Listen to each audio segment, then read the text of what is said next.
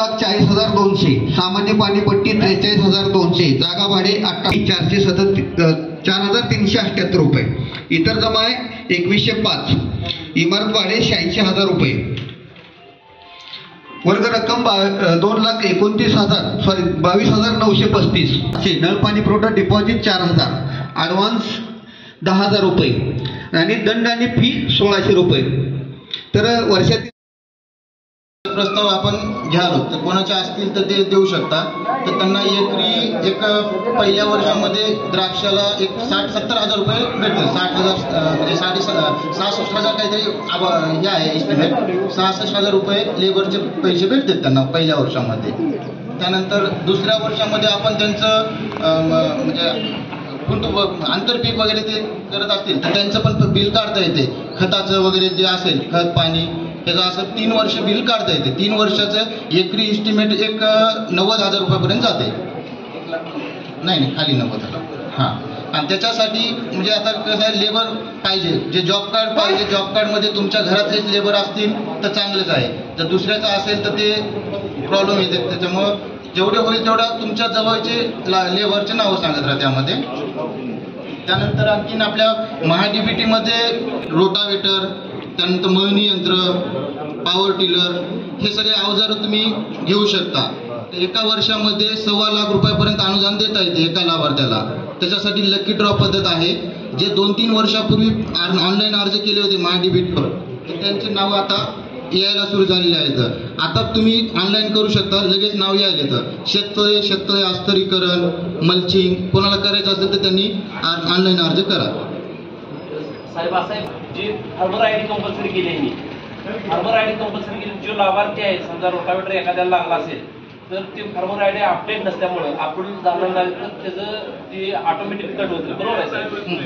त्याच्यासाठी साहेब आपल्याला तहसीलदारांना हे द्यायला लागणार आहे. ते कसं झालंय, आता तुम्ही फार्मर आयडीचं रजिस्ट्रेशन केल्यानंतर महसूल विभागामार्फत त्यांना अप्रूव्ह द्यावा लागतो. ते अप्रूव्ह जर दिलं नसेल तर तुमच्या लॉग इनला फार्मर स्टेटस पेंडिंग दाखवते. लाभार्थी वंचित राहतोय. समजा फार्मर आपल्या ग्रामपंचायतची कुठलीही परवानगी त्या ग्रामपंचायतने घेतली नाही. आपल्या गावात जी पाणी वापर संस्था आहे त्या पाणी वापर संस्थेची परवानगी त्या गावाने घेतली नाही. त्या पद्धतीनं पाटबंधारे विभागाची त्या ग्रामपंचायतीनं परवानगी घेतली नाही. 2021 साली ते काम त्यांनी सुरू केलं होतं. 2022 साली ते काम आपण अडवून पाडलं. त्यावेळेला त्यांनी तहसीलदारांच्याकडे तक्रार केली, कलेक्टरांच्याकडे तक्रार केल्या.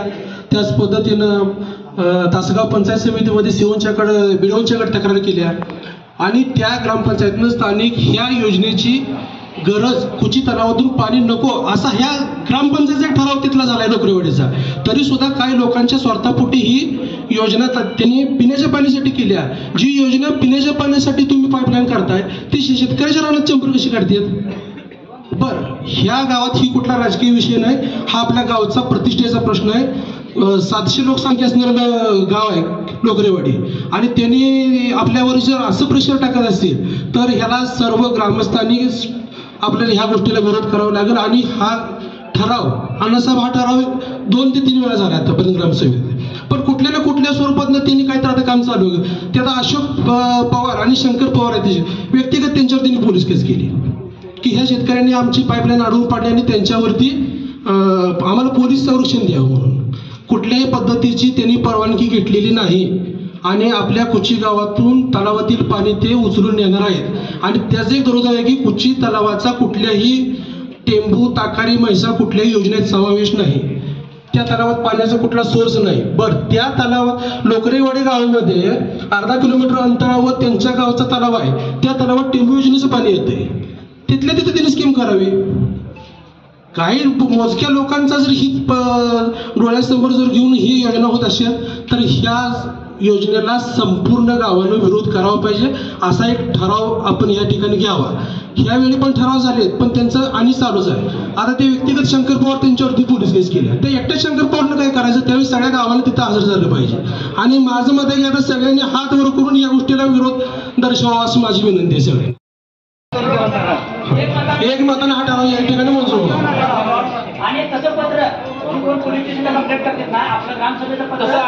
अण्णासाहेब ह्या गोष्टीत पैशाची लालच सुद्धा दाखवली. तुम्हाला किती पैसे सांगा पण तुम्ही गप्प बसा.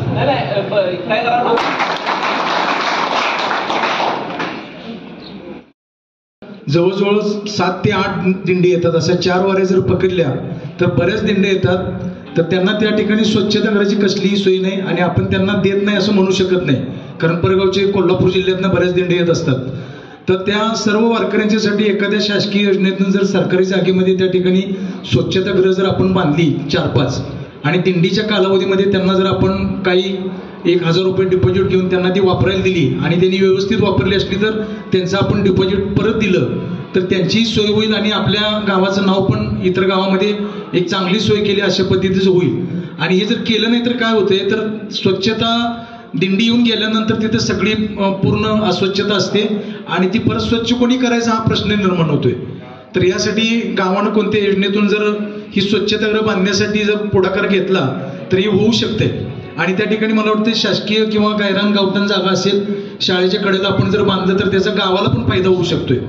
तर ही एकच सूचना करावीशी वाटते. बाकी शाळेमध्ये इतर कोणतीही अडचण माझ्या दृष्टीने नाही.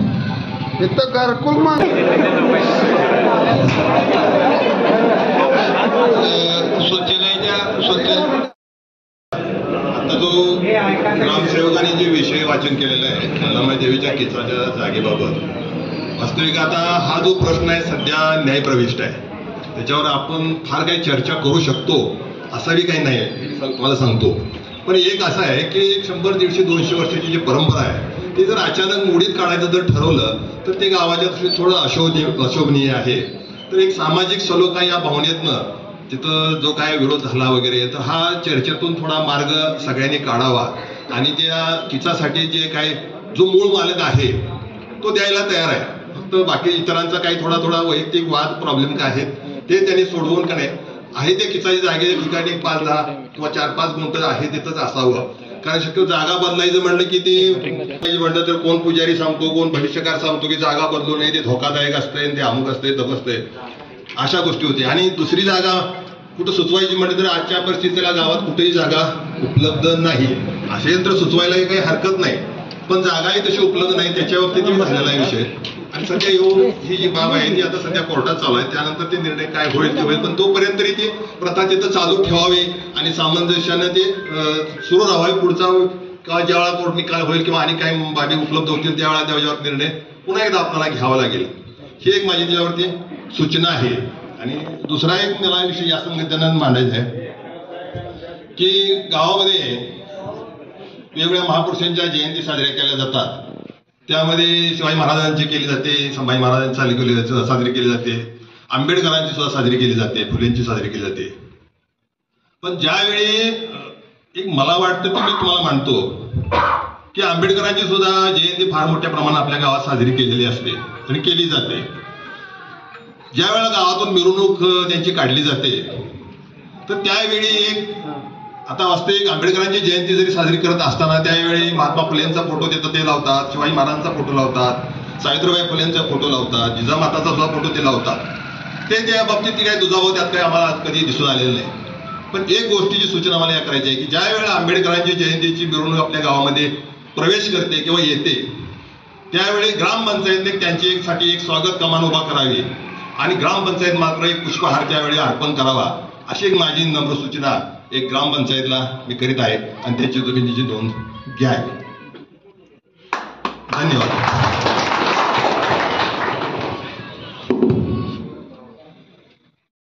तंटामुक्त समिती अध्यक्ष प्रक्रियेत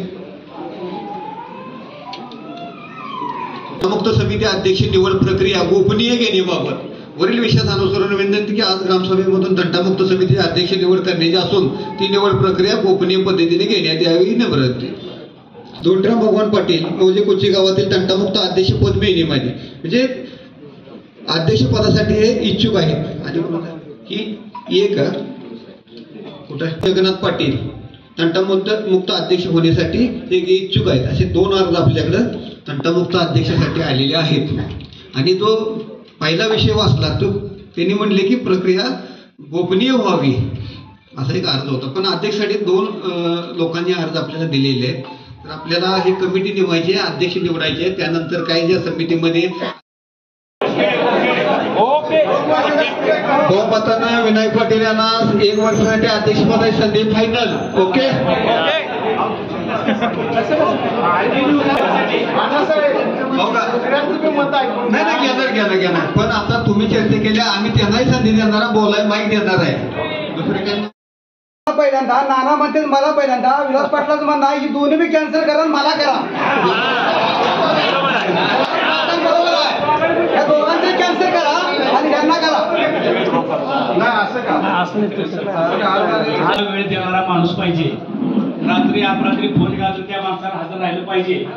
असा व्यक्ती गावात आमच्या असतील कायद्याची माहिती पाहिजे त्याला टोटल.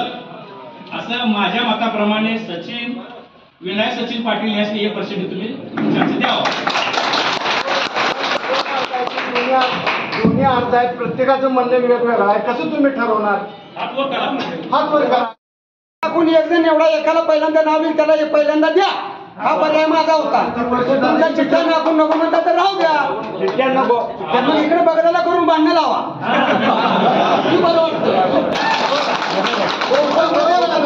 गावात काहीतरी पुरून काहीतरी सभा बरखास्त करू नका. आता पुरलेल्या नंतर गावात तर उगवते. तंटामुक्ती अध्यक्ष तर त्या खात्याचा त्या विभागाचा थोडा अभ्यास असणारा माणूस किंवा अध्यक्ष असो नसो वेळ देणारा माणूस असो त्याला 1 वर्ष करूया, नानाला दुसऱ्या वर्षी करूया. आता ठरवून घेत तुम्ही पण करा की 1 वर्ष कुणाला अभ्यास नाही म्हणताय. आता आम्ही सुद्धा सर्व उदाहरण एक मी काय सांगतोय तुम्हाला ऐका. अनुभव येत असतो.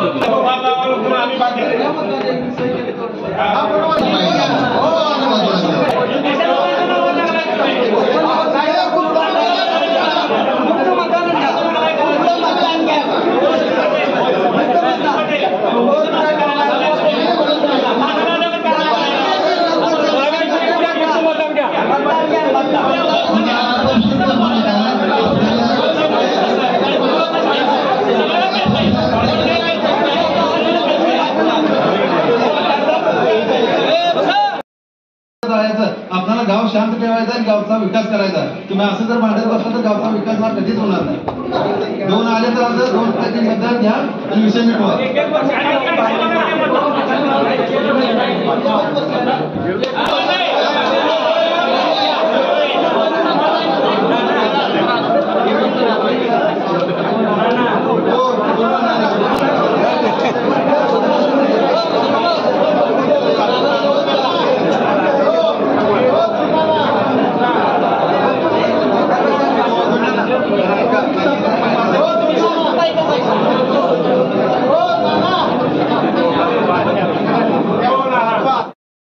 हे बघा, दोन्ही आमची संप्रदायातली माणसं आणि दोघांनाही गावामध्ये काम करण्याची सवय आहे.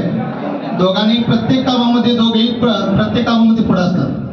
फक्त काही कारणास्तव या वर्षी सजवाला देण्यात आम्ही ठरवले. पुढच्या वर्षी पण त्यांनी स्वतः आता हे परत केलंय. गेल्या वेळेस पण त्यांनी अर्ज भरलेला होता, पण गेल्या वेळेस तरी सुद्धा त्यांनी लावून धरलं होतं. याही वेळी त्यांचंच व्हायला पाहिजे होतं, पण काही कारणास्तव सचिवाला आम्ही करायचं ठरवलंय आणि नानांनी ते स्वीकारलेलं आहे. त्याबद्दल नानाच्या बद्दल सर्वांनी एकदा टाळ्या वाजवा. माघार घेण्यासाठी सुद्धा मोठं मन असावं लागतं. निवड झाली आहे, त्यामुळे विनंती करतो या ठिकाणी गावाच्या आपल्या गावाला नवीन ग्रामसेवक आलेत आणि नवीन ग्रामसेवकाच्या माध्यमातून पाठीमागं जी काही चुका झाली ते पूर्णपणे ही सगळ्यात पहिली अपेक्षा आहे. कारण गाव कसं चालवायचं हे सगळ्यात पहिलं ग्रामसेवकाच्या हातात आहे आणि ते ग्रामसेवकांनी अतिशय पार पाडावं एवढ्या चालवायला पाहिजे का दुसरे प्रशासकीय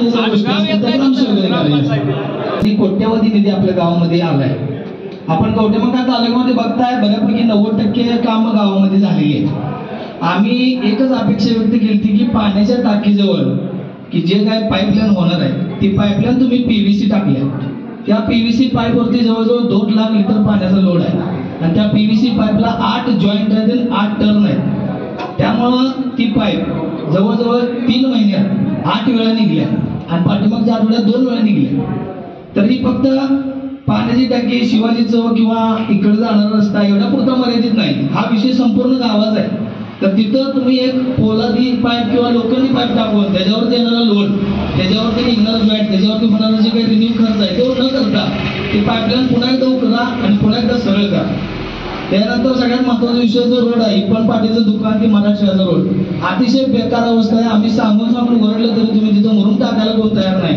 त्या वार्डातले सदस्य देखील तिथे येत नाही. लाज वाटते का काय त्यांना यायला का आम्हाला त्याचा प्रश्न माहिती नाही. किती तर मुलं पडली ती, किती तर लोक तिथं पडली ती. आम्ही स्वतः नलवडे हॉस्पिटलच्या दवाखान्यात नेले.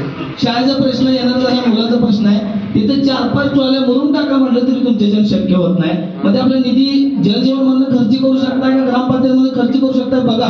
कारण जलजीवन जिकडे तिकडे बोळ तुम्ही उकरून टाकला ते काम करायला तयार नाही. मग तो कॉन्ट्रॅक्टरच्या पाठीमागे लागून ते काम करायला आपल्याला काय अडचण आहे का? आपला काय वैयक्तिक निधी खर्च करायचा का? तिथं नाही. कॉन्ट्रॅक्टरनं आलेला खर्च ते तुम्ही त्याच्या पाठीमागे तगादा लावून ते काम व्यवस्थितरित्या गावचं पूर्ण करा. कारण जलजीवनमुळे गावचे सगळे रस्ते उकरलेत आणि तिथं काय रस्ता पूर्ण होणार नाही अशी अवस्था दिसते. काल पूर्व एक आठवड्यापूर्वी एक मुरुम टाकला, एक ट्रॉली, त्या मुरुमामुळे अजून चिखलाचं साम्राज्य झालं. तिथं आता तुम्ही वाटलं तर एक राऊंड मारा परत. आणि अवस्था बघा रस्त्याची. आणि सगळ्यात महत्वाचं पाण्याच्या टाकीमध्ये असणारं जे जॉईंट आहे ते पाईप काढा, नवीन पाईप टाका. कारण आता कॉन्ट्रॅक्टर असून सुद्धा त्याला जेसीबी बोलवून तुम्ही 15-15 दिवस घालवताय. या कॉन्ट्रॅक्टरचं टेंडर संपल्यानंतर जेसीबी वाला कुठनं येणार आणि कुठनं काम करणार देऊ? 5-5 लाखाचं टेंडर असून 5-5 करोडचं टेंडर असून त्याकडे खड्डा निघत नाही. तर पुढचं काम होणार आहे का? म्हणजे जलजीवनचं काम गावात येऊन फायदा काय? साहेब त्याचा मुद्दा ऐकून घ्या साहेब. लोकांच्या तक्रारी आहेत त्या, त्याचं निरसन झालं पाहिजे. चालता येत नाही, मुर्मीकरण झालं पाहिजे. काय कंडिशन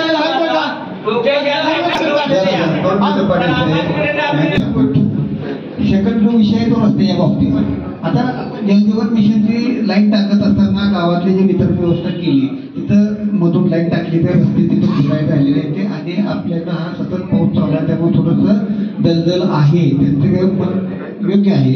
तर आता रस्त्या बाबतीत आम्ही थोडं मिटिंगमध्ये चर्चा करतो. काय बाबा त्या कॉन्ट्रॅक्टरवरून काय ठरलंय किंवा त्याच्यावर दुसरा निधी काय तरतूद केली आहे का, हा एक विषय बघून आम्ही तो रस्ता आणि लाईनचा विषय मार्गी लावून घेतो. एक 8 दिवसामध्ये हा विषय ऐकत हा विषय आधी वर्गात क्लिअर करून घेतो की त्यांचं जे पाईपलाईन जी आहे काय एमएम आहे आधी बघून तो विषय क्लिअर त्या कॉन्ट्रॅक्टरला बोलवून घेतो. आपण तो कसा मार्ग काढतो.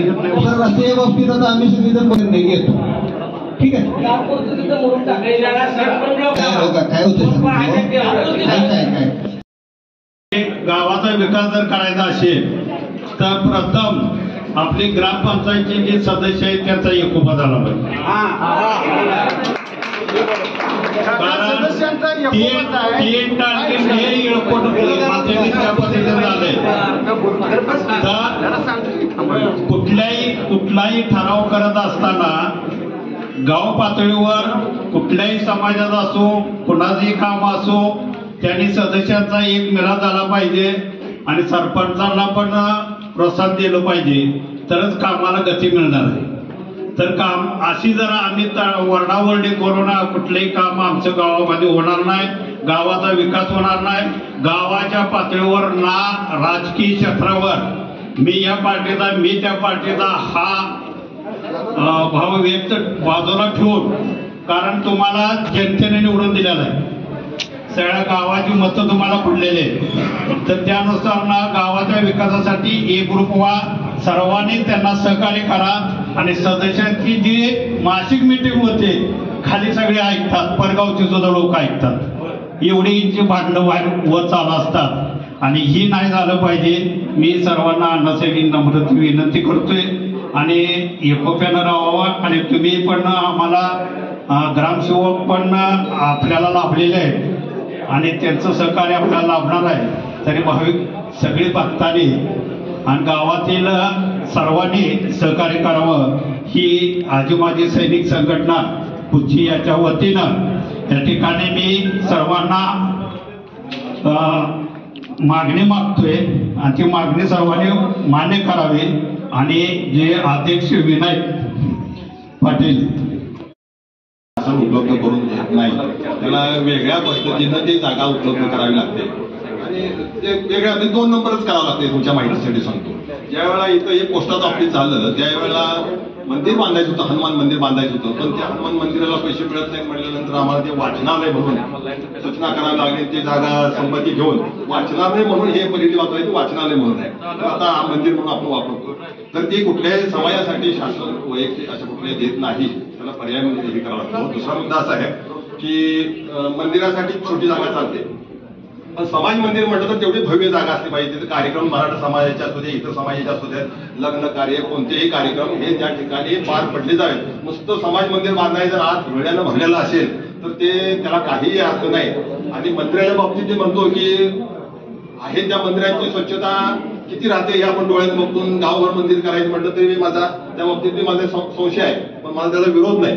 म्हणजे माझा काही विरोध नाहीये. जागेचा विषय म्हणला तर जे ग्रामपंचायतचे ठिकाण आहे मागणी, तिथं मंदिर व्हायला काय हरकत नाही. थोडकी जागा आहे, ते समाज मंदिर तिथं होत नाही. समाज मंदिरासाठी जे नैरमशाळा नाही ते फारच बाजूला होत आहे. ते गायकवाड जे आहेत ना, गायकवाड लागून 2-2.5 गुंठ महाराष्ट्र शासन म्हणून ग्रामपंचायतची तुमची जागा आहे, 2.5 गुंठ जागा आहे. वास्तविक ते आमच्या गटामधली जागा आहे, पण ते महाराष्ट्र शासन म्हणून लागलेले. त्या ठिकाणी तुम्ही समाज मंदिर म्हणून भव्य बांधा. नाही गायकवाडला लागून पण 2.5 गुंठ जागा आहे गावातच पाहिजे मध्ये. सर्व लोकांनी आजची ग्रामसभा एकदम खेळमेळीत पार पडली, संपलेली आहे अशी जाहीर करतो.